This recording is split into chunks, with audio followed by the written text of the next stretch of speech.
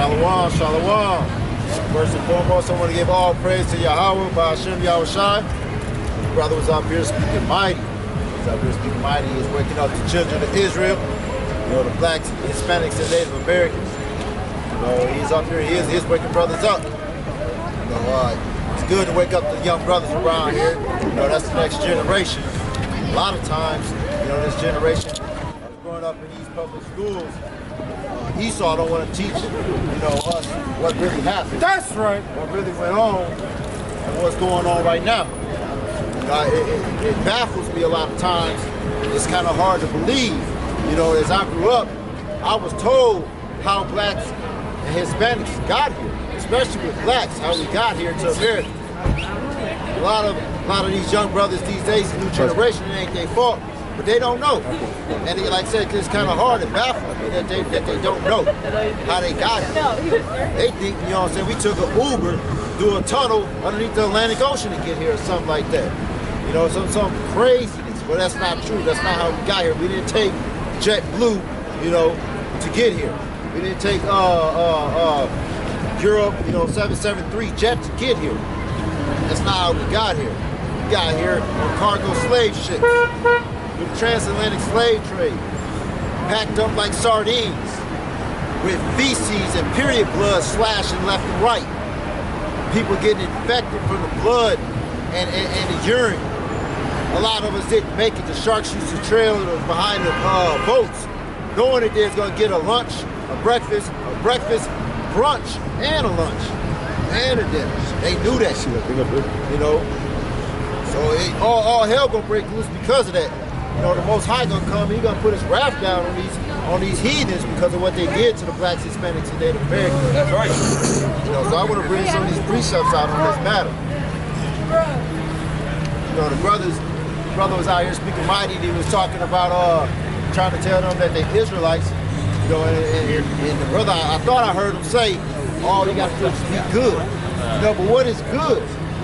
How do you compare yourself to something? In order to be good, you have to have something to compare yourself to. Because my good may not be your good.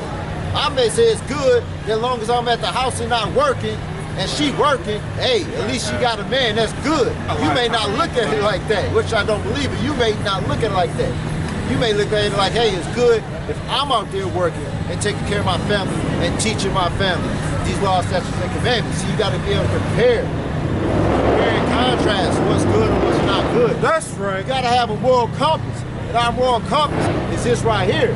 These laws, statutes, and commandments. We're able to compare and reflect and compare ourselves to the men of the Lord and see if that's what we're supposed to be doing. See if we're actually doing what the men of the Lord used to do. These prophecies. You gotta see these prophecies. You gotta see these prophecies, these end-time prophecies is good. It's good. It's gonna come to pass. It shall come to pass. It says it constantly in the script. It's gonna come to pass. Right. It will happen. Right. So when that happens, that's an end-time prophecy. And it's good to us in the spirit to know that these end-time prophecies happen. It's good to know that when these buildings start to crumble, and when all Esau's whole architecture is gone, we know it was good because we know what's to come. And like I said, I want to get back into because it's not just to be good. You got to actually know what sin is. You got to be able to compare yourself to that to even know if you're going off or not. Bring that out in 1 John 3 and 4 and Revelation 14:12. The book of 1 John, chapter 3 and verse 4. No. Whosoever committeth sin transgresseth also the law. For sin is the transgression of the law. Whosoever.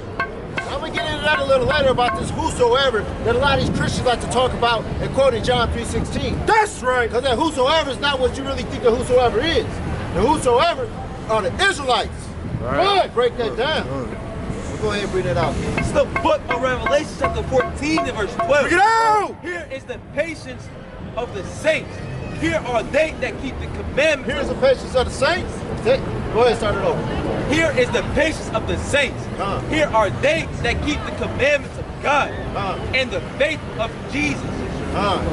The patience of the saints. The saints are the ones that's keeping those commandments. Those individuals, those are the people that we trying to make saints out here. Right. We're trying to get individuals to walk in the spirit of the Lord. Right. And be patient. And be diligent. And endure to the end. We're trying to make saints. That's right. Bring that out, King. The book of Ecclesiastes, chapter 12 and verse 13. Let us hear the conclusion of the whole matter. Fear God. Who? Fear God. Oh, fear the Edomite. Fear God. Fear the heathen. Fear God. No, fear that contentious woman you got. Fear God. No, fear your boss. Fear God. And keep his commandments. For this is the whole duty of man. The whole duty of man. Our whole purpose out here is to teach you, Black, Hispanics, and Native Americans, how to keep the law. Bring it out. How to follow what the Most High said. Like I said, and I said it last time, the Most High did not tell you to put that idol over there, that Christmas tree up there. He did not say that. Those are not the commandments. Hey, I seen a meme that was talking about the Grinch on Facebook. Hey, the meme shows that the Grinch was trying to teach us something. He was trying to take that damn idol and steal it, throw it up the damn chimney and said, we ain't following no Christmas. Hey, but a lot of brothers, including myself, didn't even catch on to that. And we know that's not what really it was, but it's funny, the Christians just being evil. But hey, at the end of the day, the Grinch was kind of following the law. The Grinch was taking that Christmas tree and said, nah, y'all ain't getting it. Right. Ain't no Christmas. We canceling Christmas. Wait till next week. Wait till next week. Go ahead, bring it out. Which one did I have?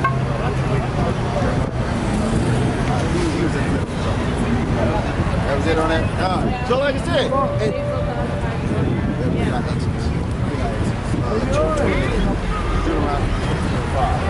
so like I said, this is the time that a lot of people out here think that they following Jesus. They're not following Jesus. We got laws to say what our high holy days are, what the Sabbath is, when the new moon is, and thus and such and so on. Go ahead, bring it out, King. The book of Exodus, chapter 20 and verse 8.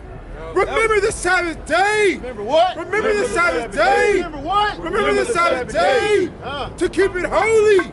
6 days shalt thou labor, and do 6 days shalt thou labor, and do all thy work.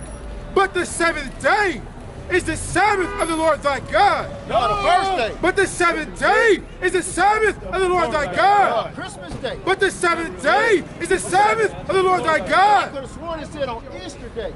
But the seventh day is the Sabbath of the Lord thy God.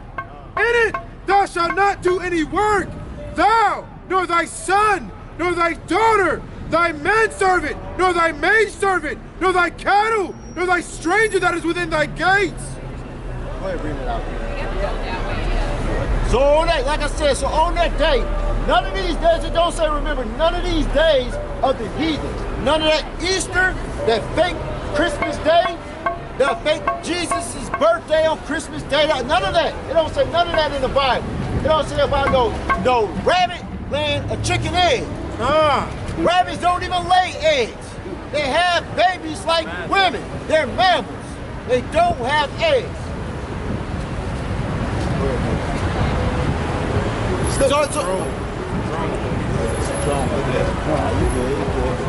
So the reason I bring it out is because it has the days to remember. And it doesn't say anything about none of these Easter or Christmas. None of that. None of that Good Friday, that dumb cross ashy black crap they put on their head for Ash Wednesday. None of that. It has days to follow. And that's the 7th day, new moons, high holy days, and so on. Go ahead, bring it out, please. 22 and 22 and 5. It's the book of Deuteronomy, chapter 22 and verse 5. The woman shall not wear that which pertaineth unto a man. Neither shall a man put on a woman's garment. For all that do so are an abomination unto the Lord. I'm gonna get into something real. And you got a lot of these women, they won't even put on a dress or a skirt until it's time to turn up on Saturday to go to the club. So me, I like psychology, so I started asking myself, in sociology, so I started asking myself, why is that? Why is it that the only time you see these women put on dresses and skirts is when it's time to turn up? Because that's when they feel they most feminine. They think that's being feminine. They actually believe that. That's what a woman told me. She said that's when they feel they most feminine.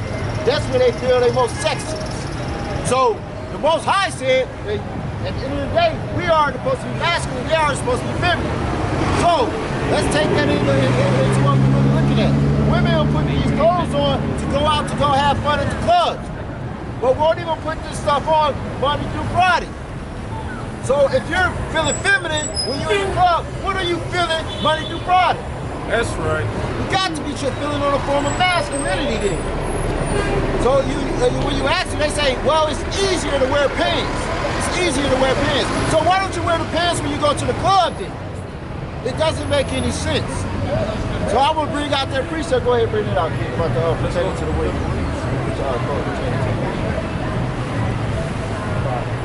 The book of Deuteronomy, chapter 22.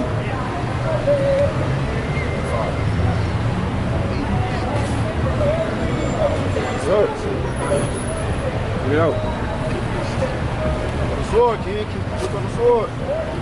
The book of Deuteronomy, chapter 22, and verse 5. No. The woman shall not wear that which pertaineth unto a man, neither shall a man put on a woman's garment. For all that do so are an abomination unto the Lord thy God. That's abomination.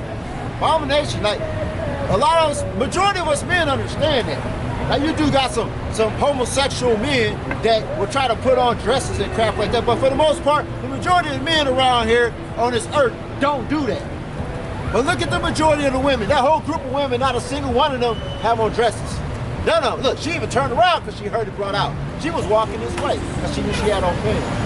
None of these women have on dresses. This is something that the women battle with daily. A lot of things that's commandments that we battle with as Israelites, especially this one. Bring that out, kid. The book of Leviticus, chapter 11 and verse 7. And the swine. What? And the swine. Huh? Though he divide the hoof and be cloven-footed, yet he cheweth not the cud, he is unclean to you. Of their flesh shall ye not eat, and their carcass shall ye not touch. They are unclean to you. So this is the thing that a lot of black Hispanics, I don't know about Native Americans, but a lot of black Hispanics battle with eating that swine. They'll say all day that they believe in them, but they love the Most High, they'll do anything. But when it comes down to it, when it comes down to not eating that swine, they can't stop. They love eating that booty meat, them booty intestines, man. They love to do that. Jay can say, oh, they ain't gonna get in there. But they'll eat that booty, that pig intestine, but they won't do other things. It's crazy the way that Jake think, man. It's crazy. But like I said, the Most High got something for that. The Most High got something for those for those Israelites that don't want to take heed to what he said to do. That's right. Bring that out in Amos 3 and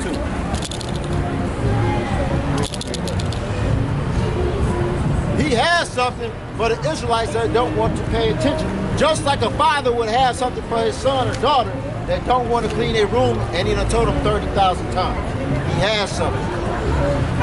The book of Amos, chapter 3 and verse 1. No. Hear this word that the Lord has spoken against you, O children of Israel. Oh, children of who? O children of What Israel. he's saying.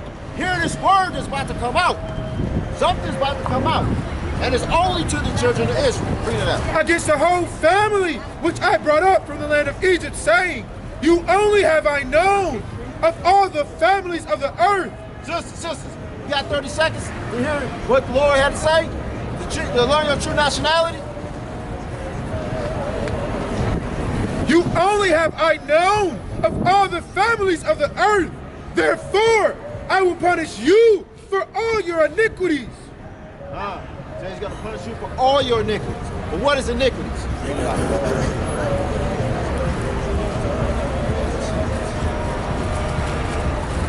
So we got to figure out what iniquities are. What are iniquities? Well, like I said, when I said it earlier, people believe all you got to do is just do good, but that's not the case. You have to know what sin is. It's the book of 1 John, chapter 3 and verse 4. Yo. Whosoever committeth sin transgresseth also the law, for sin is the transgression of the law. That's what sin is. Sin is a transgression of law. Not sin is according to what you think or what grandma told you, what your uncle told you. That's not sin. Is according to what the Most High said it is. And that's the transgression of the law. That's right. It's the book of Baruch, chapter 3 and verse 8. Bring it out. Behold, we are yet this day in our captivity, where thou hast scattered us for a reproach and a curse, and to be subject to payments according to all the iniquities of our fathers, which departed from the Lord our God. The book of Baruch, chapter 3 and verse 8. Behold, we are yet this day in our captivity, where thou hast scattered us for a reproach and a curse, and to be subject to payments according to all the iniquities of our fathers. In Baruch it says that we were scattered because of our iniquities. We were scattered because of our sinful ways. This is a curse. These are curses. And also curses can be put upon us to have a bad doctrine. To think that you know the truth, but then you really don't. And following and getting drunk off all these wicked different doctrines, like the Christian church always brings out. So remember when I first started, I said I'm going to talk to you about this whosoever in John 3:16. So go ahead and grab that John 3:16 from me. Excuse me. Are y'all Hispanics? Yeah. You Hispanics? Come here about your true nationality. Come here about glory. You got 30 seconds? You got 30 seconds to hear about this? Okay, so back up a little. Back up a little. So what nationality are you? What's your nationality? Yeah, but where you from? Mexico? It's the book of First Chronicles, chapter 12 and verse 32. And of the children of Issachar were men, which were men that had understanding of the time, to know what Israel ought to do. The heads of them were 200, and their brethren were at the commandment. So, you know how your people got here? You know how your people ended up getting here? From overseas. You know how your people got here? Did you hear about, I know that you're kind of young, but did you hear about last week when they were talking about down in Georgia that they found Hispanics down there working in the fields as slaves? Did you hear anything about that? Okay. Yeah, so they had you guys down there picking onions and at gunpoint. Go look it up. It's CNN. They had you guys down there. They've been doing this to you guys for many, many, many years, like they used to do us in the same county when we were picking cotton. So they had you guys down there picking onions at gunpoint, and they were selling you guys to different states amongst the whole U.S. You hear anything about that? You hear anything about that? So that's what they were doing. They were taking the women's babies and actually selling them also to different states. And they said that they've been doing this for many, many, many years at gunpoint.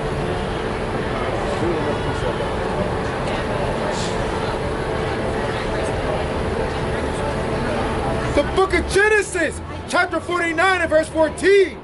Issachar is a strong ass, couching down between two burdens.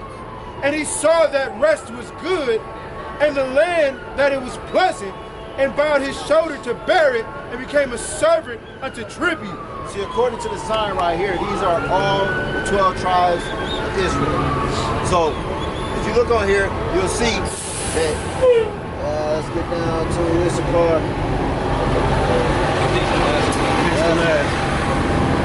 No, that's not Tyler. The Issachar right here, okay. So, Mexicans would be the true nationality, the true title, according to the Most High. It's not Mexican. It's not Mexican American. It's none of that. It's not Aztecs. None of that. It's Issachar. That's what the Most High labeled you and your people. It's Issachar. So bring that out again. So we're talking about Mexicans when it comes into this Bible verse right here. The book of Genesis, chapter 49 and verse 14. Issachar is a strong ass. So it says Issachar is a strong ass. Ass is a form of a donkey. That's what it's talking about. So bring that out. Couching down between two burdens. So those two burdens will be North America and South America. So that's exactly where Issachar is placed at, in Central America. Between two burdens, those two burdens, you know what burden means? Something that's harsh, gonna you, like somebody put on your neck. So you have North America, then you have Issachar land, Mexico, then South America. Read it out at the top of here. Issachar is a strong ass, crouching down between two burdens. Crouched down between two burdens, the north and south of the earth. And he saw that rest was good. He saw that rest was good. And the land that it was pleasant, and bowed his shoulder to bear it, and became a servant unto tribute. So what on the Mexican flag, what do you see on that Mexican flag? Eagle? Eagle? And what's in that eagle's talon? It's a snake, right? Yeah. So read it out one more time.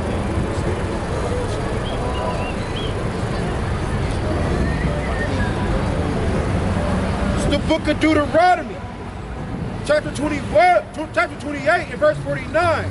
The Lord shall bring a nation against thee from far, from the end of the earth, as swift as the eagle flieth.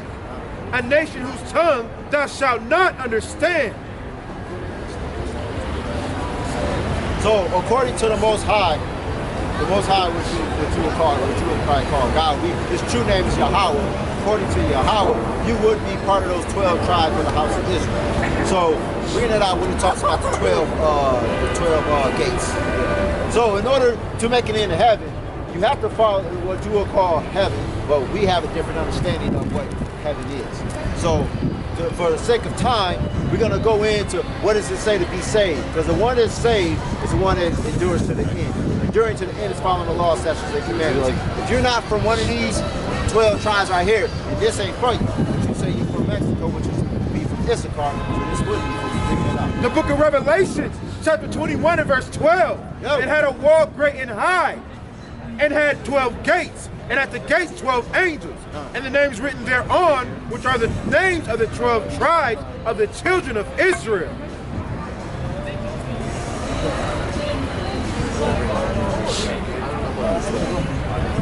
Okay, Keith, hey, check this out. When you get home, put your head into the King James Version of the Bible and read more about this. We are the Israelites. Somebody got a flyer? Got a flyer? All right.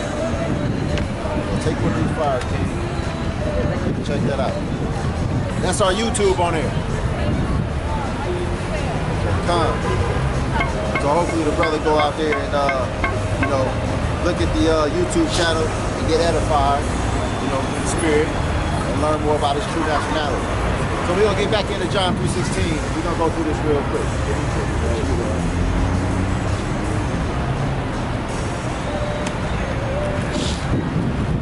The book of John, chapter 3 and verse 16. For God so loved the world that he gave his only begotten Son, that whosoever believeth in him should not perish, but have everlasting life. Now you got a lot of these Christians, they think that John 3:16 is talking about the whole world. The whole world. They say whosoever. So they say, hey, this whole population, whichever one of you believe in this, then this and that, and it talks about the whole world, but that's not what it's going into. So the whole world is Israel, and only Israel. We can easily prove that there will ever be the Israelites, because that's what it said at the beginning of that verse. It said he was only talking to the Israelites. It's the book of Acts chapter 2 and verse 21. Bring it out! And it shall come to pass. And it shall what? And it shall come to pass. Which means it will happen. That whosoever shall call upon the name of the Lord shall be saved. Now who is this whosoever? Ye men of Israel. Who? Ye men of Israel. So again, when we go back into it, into John 3:16, we have a complete understanding now of who this whosoever is. Because it says, ye men of Israel. And in Isaiah, it talked about that the world was the Israelites. Ye men of Israel, hear these words, Yahushua of Nazareth, a man approved of God among you by miracles and wonders and signs, which God did by him in the midst of you, as ye your. It's the book of John, chapter 3 and verse 14. And as Moses lifted up the serpent in the wilderness, Now who was Moses there for? Who was he dealing with? He was only dealing with the Israelites. Bring that out again. And as Moses lifted up the serpent in the wilderness, even so must the Son of Man be lifted up. that whosoever, it's the Israelites. believeth in him should not perish, but have eternal life. So the Israelites that believe on him shall not perish, but have everlasting life. That's what they're saying. Not whosoever. Not whosoever on the sense of the whole world. Because we know that the world is only the Israelite world. Basically, that's what you want to put in layman's terms. That's what he's talking about in that script. We'll read it out in John 18:20.